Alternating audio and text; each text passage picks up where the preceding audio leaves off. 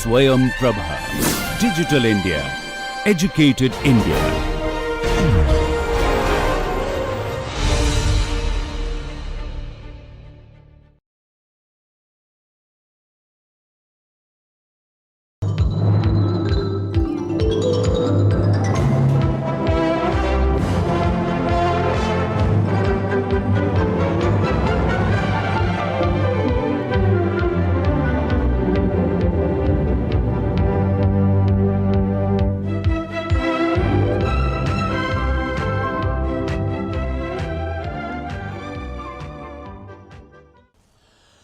The external factors that influence change fall into four categories: fiscal policies, market factors, labor and technological innovations. Now, fiscal policies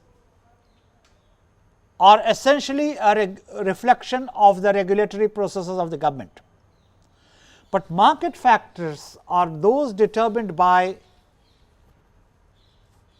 the kind of supplier and the consumer and the infrastructure you have. Labor again has to do with regulatory processes and the supply side and the temperament and behavior. And of course, technological innovations we have touched upon briefly, and we will come back to more of it. Fiscal policies govern things like interest rates, EXIM policies. By EXIM is meant export import policies, taxation structure, inflation, currency rates, and the list is long. The market factors are the customers, and one of the most customer driven outlets is McDonald's. McDonald's does not make a fetish out of selling just one type of food. If it discovers that a certain type of food sells, here we are to sell it. They are in the business of food, not chicken. Nothing wrong with either, but this is a conscious choice. Then there is a question of competition, pricing strategies of Pepsi and Coke reflects what competition can do to your pricing structure. Type of market, Ford, Aston Martin versus Taurus. Skill level of the employees is a major determinant of what labor can do. Typically, IT industry in India. Now, IT industry in India is to a very large extent bereft of the blue collar. There is no blue collar in the IT industry. So, the kind of labor which they have would require the conventional meaning of labor itself to be changed to be equivalent to, as I was telling you on an earlier occasion, personnel. So, labor is no longer labor, labor is personnel. Whoever works for an organization is the labor. Cultural diversity. People from certain type of cultures expect certain kind of work environment. Influx of more and more expats as well as NRIs shows growing opportunities in India, while declining opportunities in their motherland. This is what a popular perception is. After having stated it to you, I am going to just leave it there. An example here is the organizational changes that took place in McDonnell Douglas. US government being one of its major customers, the company was particularly sensitive to defense spending and international relations. At the end of the Cold War, with significant cuts in defense budget and reduced demand for military aircraft by the US Air Force, it resulted in losses of about $383 million. This resulted in selling of some of the business and reduced its workforce by almost 50,000. Technological innovation in the context of organizational change, therefore, was the answer which they saw. And as everyone knows, the subsequent history of McDonnell Douglas shows a shift from moving away from the Air Force. Now, that needs a change in technology. The kind of propulsion which you need in a jet fighter, you do not need in a Boeing aircraft. So, it really converges upon issues of technological innovation. Even in broadly similar technology, you have to suit what the market demands. May be narrowly defined and referred to as something as specific as chemical processes that create a certain product. May be broadly defined and as the general way in which an organization carries out such tasks, such as the use of robotics in manufacturing, and we have discussed them both. Organizational change is influenced by three features of technological progress. First, a point of saturation is reached with the present technology. In other words, the technology which you are using cannot undertake any further expansion. It is stretched.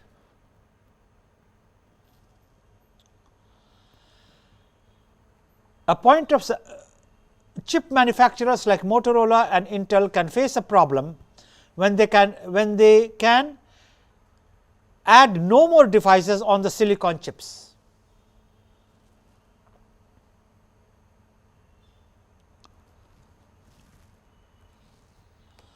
Technological innovation and progress follows a very distinctive pattern known as the S curve. Products that have already undergone such considerable technological progress, such as video recorders, cars, will not change dramatically in the future. These products will be replaced by something technologically different, like CDs have replaced cassettes.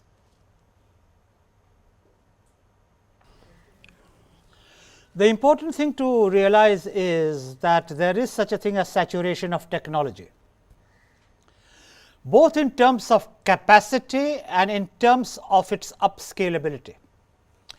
Therefore, I put it to you that technological innovation and progress follows a very distinctive pattern known as the S curve. Products that have already undergone considerable technological progress, such as video recorders, cars, will not change dramatically in the future. For example, the innovations have been so large in a car that the car will remain something which is driven on 4 wheels. Even if you alter the number of wheels, it will become a 2-3 wheeled vehicle, but it will not remain a car. It is a different breed. The car will have a steering wheel, the car will have a seat. What can you change therefore? Say the way it can take a command. But the larger point to be made is, as a technology grows, the scope of innovation keeps getting reduced till that product itself gets phased out. Consider the storage industry, for example. There was a time where floppies were around and computers were geared to take floppies. Now, you can't find computers which take floppies. Then they moved on to CDs and DVDs, then the pen drives. Now, there is talk of disk drives. No storage device of an electronic variety has lasted for more than 5 years. Try to stretch your imagination to grasp what kind of responsibility it puts on the manufacturing system. If you are in the business of manufacturing floppies or CDs, then from the inception stage to the growth stage, you have to digitize the break-even activities. And when you reached the peak, there was a plateau where you made your profits. And even before you could say Jack Robinson, the profits were set to decline because the technology itself had been phased out. The long and short of it is that technological innovation does not necessarily mean improving upon the same product. It can also mean an innovation which has to do with creating a product which fulfills the same function. And kindly note the distinction between the two. One innovation is within the broader parameter, like the way I am conducting this class. It would not have been conducted 15 years ago, and I doubt whether similar class will be conducted in a similar manner 15 years down the line. The life cycle of this kind of learning teaching process cannot be more than 10 years on the outside. So, where lie the answers? You alter the universe of the utilization of that technology. Like British Telecom phased out its equipment and sold them to a country in South America.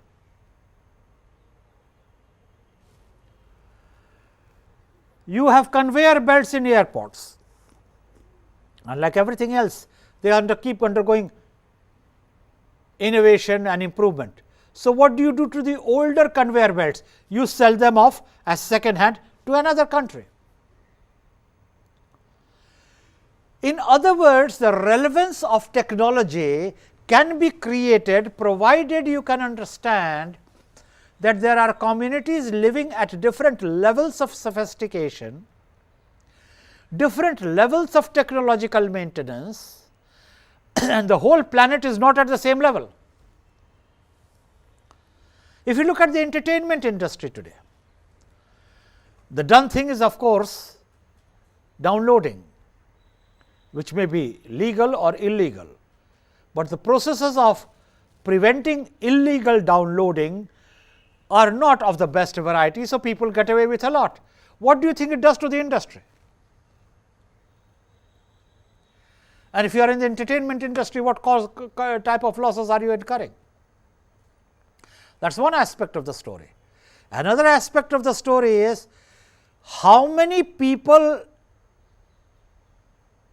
even listening to this elaboration, are capable of downloading a movie. What population in India is not, forget capable, would have the equipment to download a movie?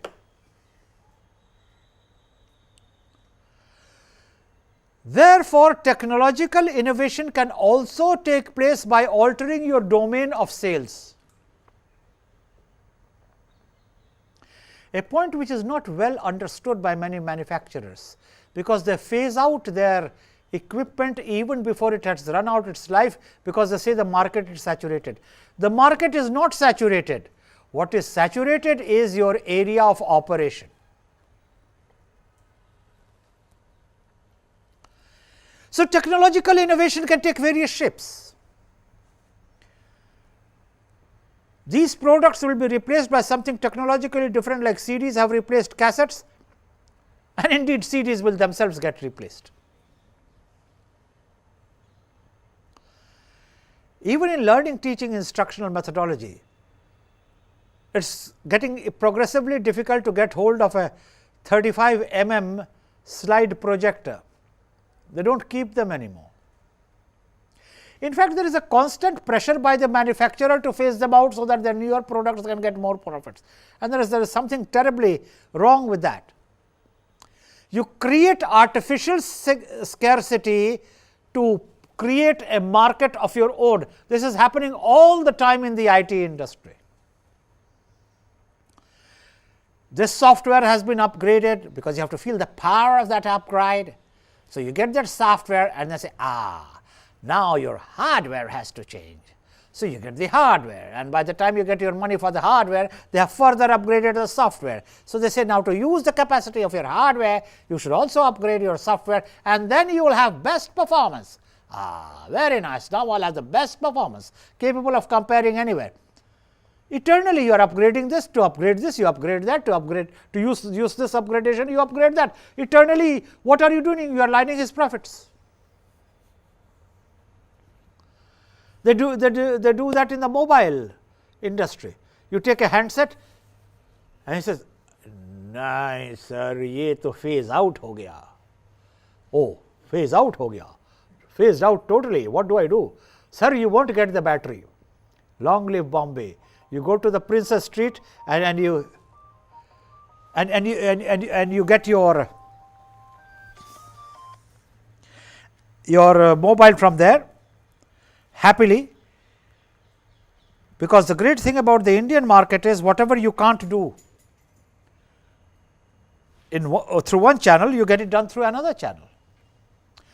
Now, the trouble is that this makes it necessary for a parallel channel to grow. Now, somebody needs to ask, is it legally right? And if it is not legally right, what is the choice law is providing for people who can't change their handset every 2 years? Important questions of jurisprudence. And if it is not possible to buy a new handset every 2 years, and you have to go through channels which the parent company does not recognize, to put it mildly, what is the safety of the battery you would get for that mobile? In other words, what is the trade-off between the regulatory system and the actual operation of the market forces? An important question which needs to be understood. And as students of management, these questions have to be posed to you, because they really mime the real world of conflict between the regulatory system and the operational system. And to make sense out of the regulatory system, it must make sense proactively to the operational system. And please notice my emphasis, it must make sense proactively.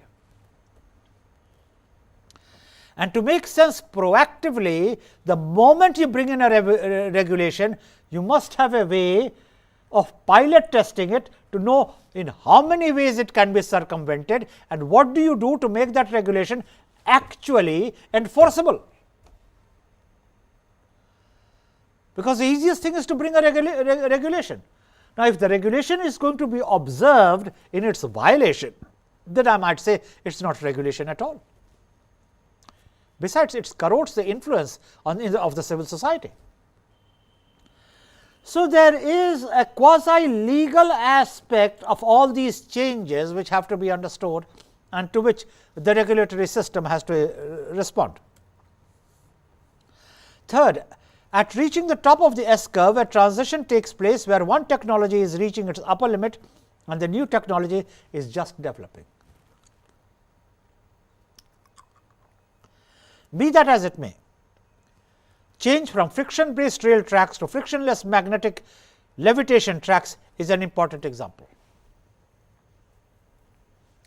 I am giving you examples of the corporate environment from different segments, so that you do not believe that issues of technological innovation are a preserve of certain types of products. No, these are universally required. In fact, interestingly, they are also required in the service sector. Can you think of a service sector which does not use technology? In fact, it is my view that there will be a 70-30 relationship on a graduated scale of whether it is service sector or it is product based. Even transportation sectors like railways are very highly dependent on technology. Take just one technology which the railways use, signaling. The kind of innovation and technological developments which have been taken place in signaling are so central that they are the ones which are actually determining the quality of accidents or the number of accidents which will actually take place. It is possible to link up signaling system with the track jamming system, and your parameters go up.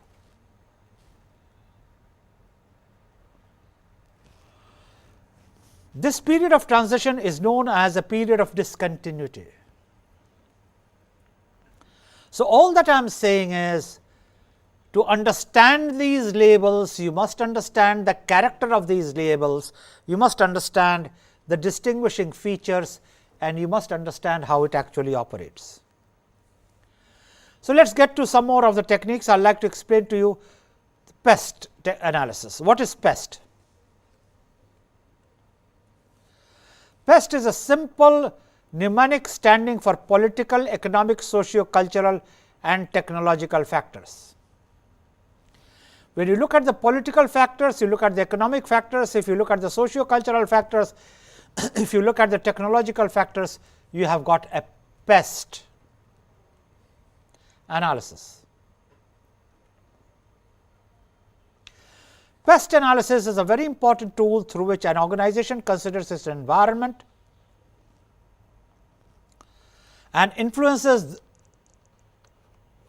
thereof, particularly in past, the extent to which the changes occurring are significant for the future. And this is a very important sentence. Influences of the past and the extent to which the changes are significant for the future. This is the value of the present. This is the world that is yours. When you can understand the environment and influences of the past which has shaped the present, and you can understand what you can do today to create a future.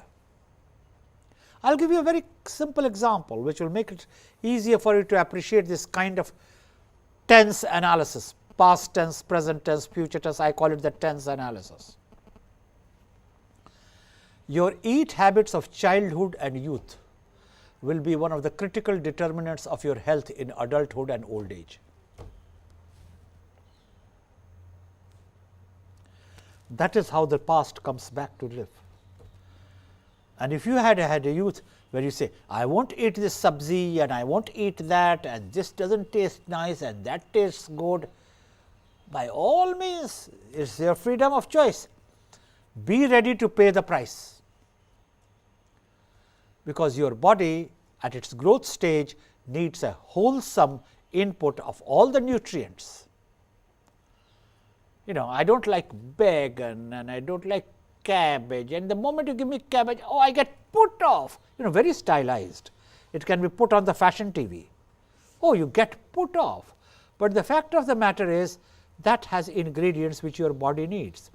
So, you grew up between 16 and 19 avoiding all cabbages. So, when you grew up to be not so attractive 46, you discovered it was aching here, it was shaking there, and it was doddering there. No cabbages for me, very stylized. That is how the past comes to live in you.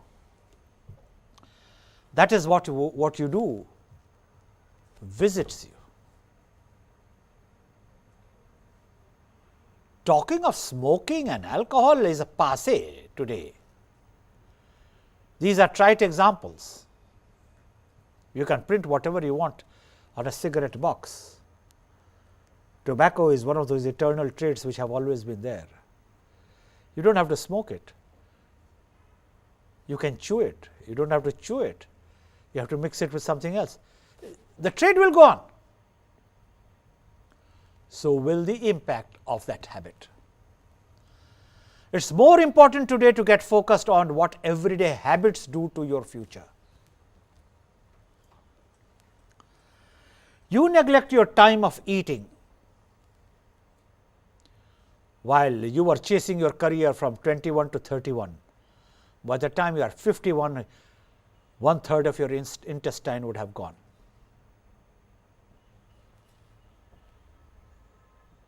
Medically, this is established.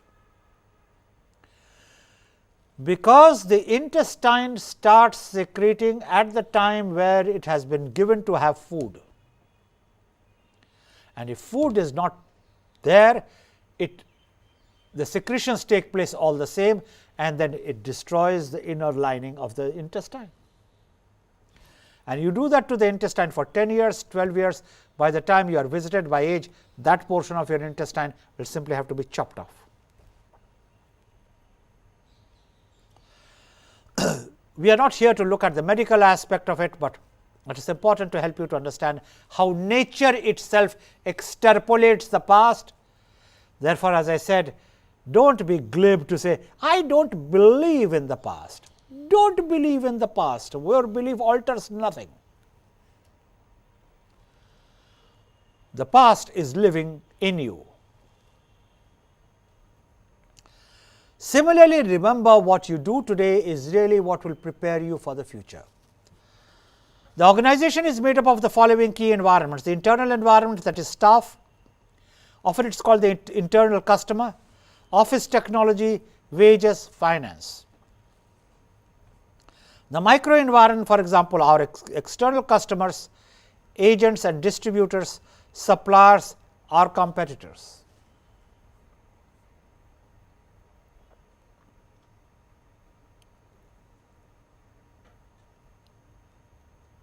So, there is the internal environment, there is the micro environment and there is the macro environment. Political and legal forces, economic forces, socio-cultural forces, technological forces, these are known as pest factors. So, remember the environment can be internal, it can be micro, it can be macro.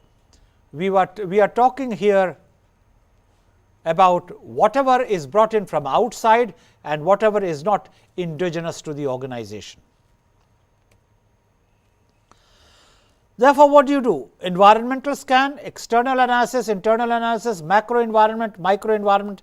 Pest is relevant for analysis of the macro environment. Remember, each technology is a bounded condition. Each technique is a bounded condition. It will work in certain environments, it will not work in certain other environments. Importance of pest analysis. Pest analysis, or sometimes called as step analysis, is simply but important and widely used tool that helps you to understand the big picture of the environment comprising of political, economical, socio-cultural, technological environments that you are operating in. These classifications are merely for the convenience of understanding and learning. These are not watertight compartments. It is important for the following reasons. First, by making effective use of pest analysis or step analysis, if you want to prefer it that way, you ensure that you are doing it, what you are doing is aligned positively with the powerful forces that change that are affecting our world. So, you have to understand the impact making forces on the environment. Now, I am making it a little more sophisticated, I am extending it further. The impact making forces on the environment, that is what you have got to analyze.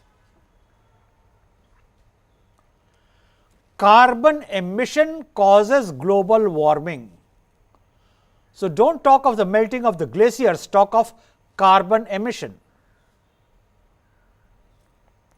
Secondly, good use of pest analysis helps you to avoid taking action that is doomed to failure for reasons beyond your control. In other words, pest helps you to deal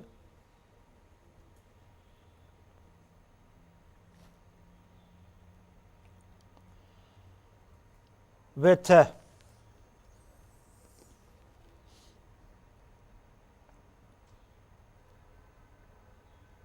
proper choice of strategy. That is how it becomes relevant. First, it helps you to understand the factors which impact environment. Second, it helps you to avoid taking action that is doomed to failure for reasons beyond your control. What are the reasons beyond your control? The environment. Pest is useful when you start operating in a new country or region. Use of pests helps you to break free of unconscious assumptions and helps you to quickly adapt to realities of the new environment. This is important. If you base your decision making upon an external data,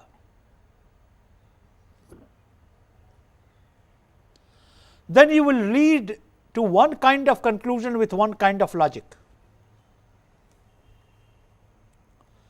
If on the other hand, you base your decision making upon your own equipment, your own capacity, your own tools and techniques, then you would be basing that choice on your own assumptions. Your assumptions will always be determined by your own experiences.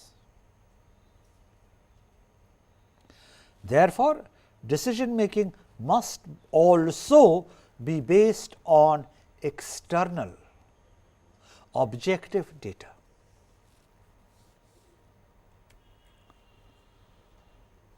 Getting to how to use the tool has 3-stage progress. First, you brainstorm the relevant factors that apply to you,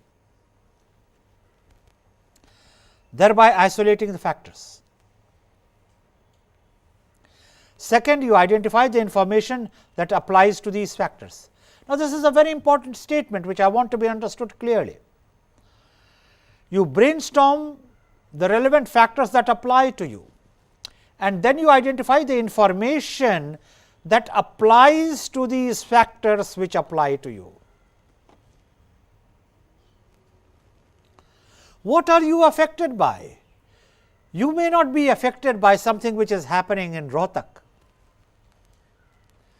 but you may be affected by something which is happening in your library. So, if you can identify the factors which lead to your understanding of what affects you, then you better understand what are the factors which affect the factors, what is the information that affects the factors, what are impacting your factors if you are to understand what factors are impacting you. So, it is a simple logical process.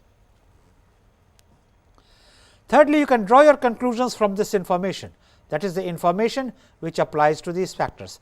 Therefore, it is a serious attempt to make it scientific. What is a political environment? And here is a listing. Again, as usual, no longer exclusive, it cannot be exhaustive, it is indicative. Government and type and stability. You might ask a question, why did Nano have to withdraw from West Bengal? What is the type of the government? Were the people who were opposing the quantum of compensation to the agriculturists behaving rationally, or were they trying to put the government on a spot? Was government's reaction determined by its own political compulsions? Would it have been different if it was a different type of a government there? Another political party would have been in power? Would Nano have befallen the fate which befell it? Above all, I think all of them miscalculated in thinking that the investor will not put in 1500 crores and say, yeah, I wind up. You see, the danger of brinkmanship is somebody may call your bluff. You keep pushing on the assumption that she will not walk away, and she walks away. Then what do you do? And vice versa. Please remember, all gender illustrations are vice versa. There is no just, push him around, push him around, push him around. Where will he go? He won't find anyone like me. He discovers that nobody is worth finding. What do you do? So, a proper ability to understand the choices, and there was another state just waiting to lap it up. So, is government type and stability is not all that unrelated to industrial working. That is the larger point I am trying to make. Freedom of press, rule of law, and levels of bureaucracy and corruption, they all determine the functioning of the industry. The press can make it impossible.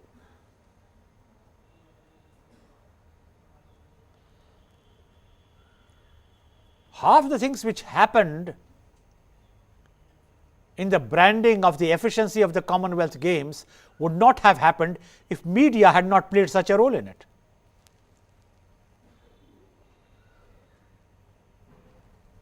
And mind you, I am saying that without a value judgment. I am merely analytically telling you what happened was to a very large extent because of media playing a role.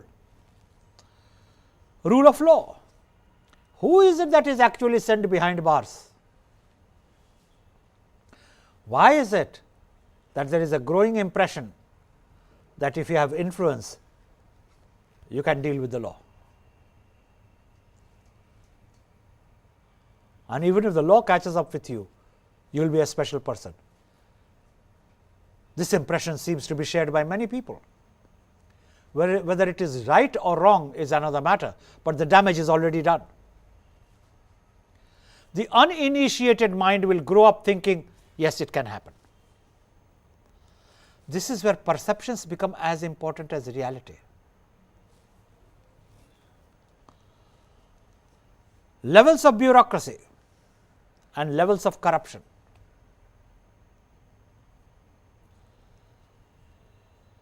Now, these are such obvious everyday examples that I do not want to spend time elaborating upon them, but not to touch upon them would be to make your education and learning incomplete. Corruption is very much an environmental factor, and you can't do a session on environment without talking about corruption. And it comes in very many small and big ways. It comes by way of evading regulation, it comes by way of getting a permission, it comes by way of getting a document, it comes in all types of manners of favors and non-favors. And everyone starts participating and everyone starts condemning. What is left is a work style. So, somebody may say, no sir, I am not that way. You may not be that way. Yet the dominant perception again is that the majority of the of the stakeholders affected are willing participants in this. It is a perception. No survey has ever been carried out to discover whether this is right or wrong, because who would be acknowledged as corrupt and fill out a questionnaire, and promptly they would say that evoke the law. You can't evoke the law even to the known defaulters, and even after evoke the law,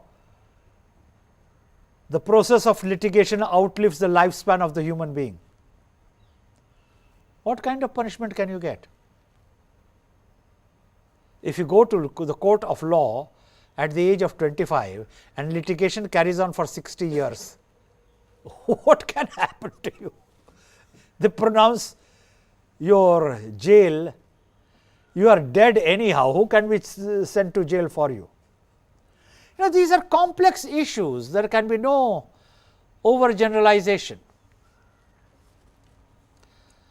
Regulation and deregulation trends, they affect the industry.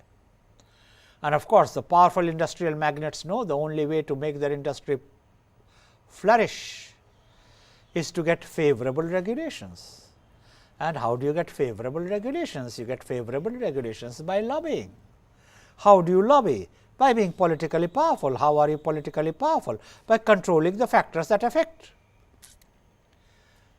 Simple mathematical equation,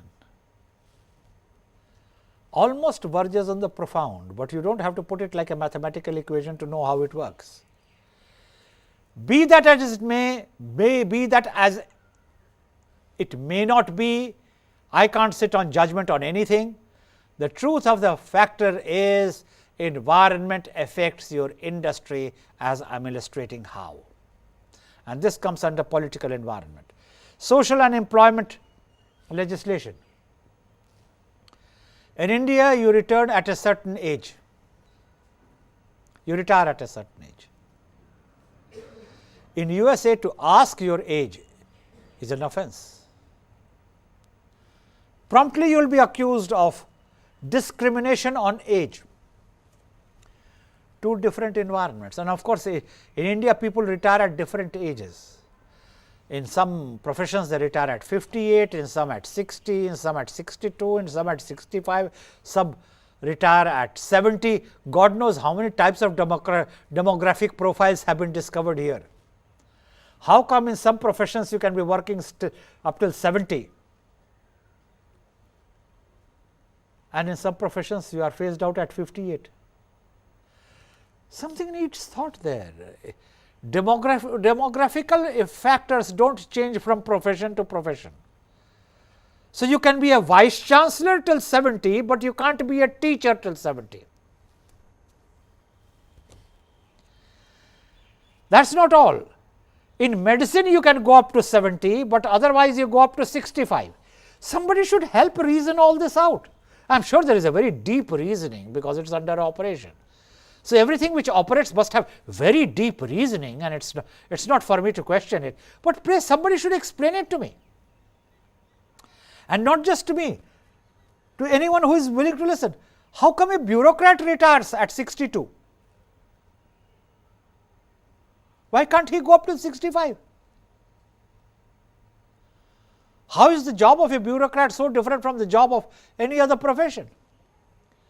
I did not realize that the bureaucrat at the age of 62 has to do such strenuous physical exercise that he can't do it at the age of 63. What are these assumptions one is talking about? Yet, whether you agree with them or you do not agree with them, law is a law is a law. The social and employment legislation prevails. You can keep discussing it as long as you want. This is the way it is. Tax policy and trade-off and tariff controls all affect industry. Everyone knows tax policy. In fact, your tax policy is one in which holy cows are spared taxation, and the not so holy cows, especially if you are the salaried class, are taxed once, taxed twice, taxed 3 times, taxed 4 times, taxed 4 times, till you know all you are left with is a rump of what you earn. But there are professions where you do not need to pay any tax and you get away with it. And I am not spilling any trade secrets, any state secrets, everyone knows it is true. Is it not possible to have a political environment with equity? Be that as it may, or be it not be as it may, tax policy affects industry. That is the only relevant aspect. The rest is a debate, and you can go on debating till the cows come home. I am merely presenting to you debates which exist in the domain. I am not offering to you my opinion. Then there are trade and traffic control, tariff controls. Then there are environmental and consumer protection legislation. Self-evident, they do not need any elaboration. Likely changes in the political environment. Whether it is the left of the center which dominates, then you have one kind of legislation. If it is the right of the center, you have another kind of legislation, and in either case you are supposed to follow them dutifully. Then there is the economic environment, stages of the business cycle.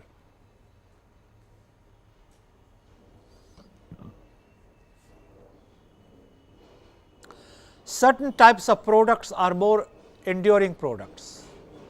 For example, a bicycle is an enduring product, but even a bicycle needs R&D. Its height, its size of the wheel, the way its chain operates, the size of the seat, where is its handle. In other words, stage of the business cycle by itself is never enough. You have to look at its innovation proneness. Then there are current and projected economic growths, inflation and interest rates affect everyone, affects your capital market. You suddenly discover that it is not worth investing anymore, because the rate of inflation mops up all your income of interest. So, if you invested 100 rupees in year X and you receive back 175 rupees in year x plus 7, that 175 goes less distance than what your 100 did in the year x, then why invest? And how do you know? Another example to show to you how current and projected economic growth, inflation and interest rates work. Unemployment and labor supply, they affect industry. Your labor supply determines what are the professions which will starve, what are the professions which will have a glut. There are parts of Europe where no mason is available.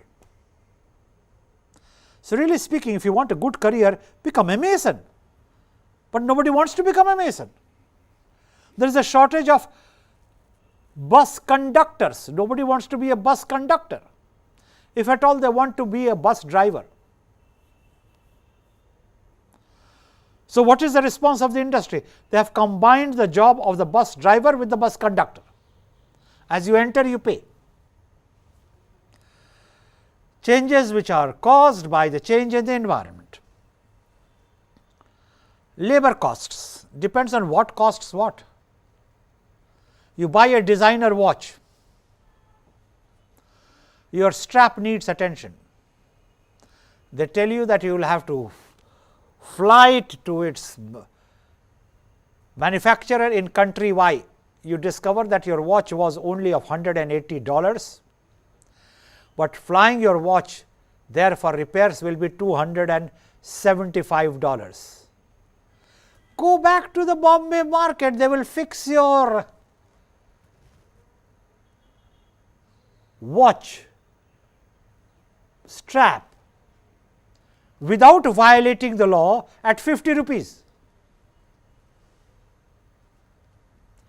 And they are not violating any law. In other words, labor costs are a factor of the type of economy you are surviving in. It is only when you start seeing management from the prism of textbooks, especially textbooks published outside the environment in which you will be practicing management, that you think only of the structured processes. Believe me, there are as many unstructured processes, and that is what management education has to learn to teach its learner, and that is what I am trying to do with you. Levels of disposable incomes and income distribution. It has everything to do with certain types of interest. It has to do with the leisure industry, the kind of tourism that is practiced, the kind of travel people undertake, the kind of holidays people have, and then you see the emergence of holiday homes, time sharing. It's a flourishing sector, just rooted in type of disposable incomes and income distribution. The impact of globalization, of course, it's everywhere and nowhere. And there is so much talk of impact of globalization that I really don't think it's necessary for me to go elaborating it. The likely impact of technological or other changes on the economy, we have discussed that in plenty. And finally, likely changes in the economic environment, where you channelize the distribution of money in the directions in which you think it needs to for the larger cause of the growth of the nation. We will stop there and we will come back to discussing the socio-cultural factors.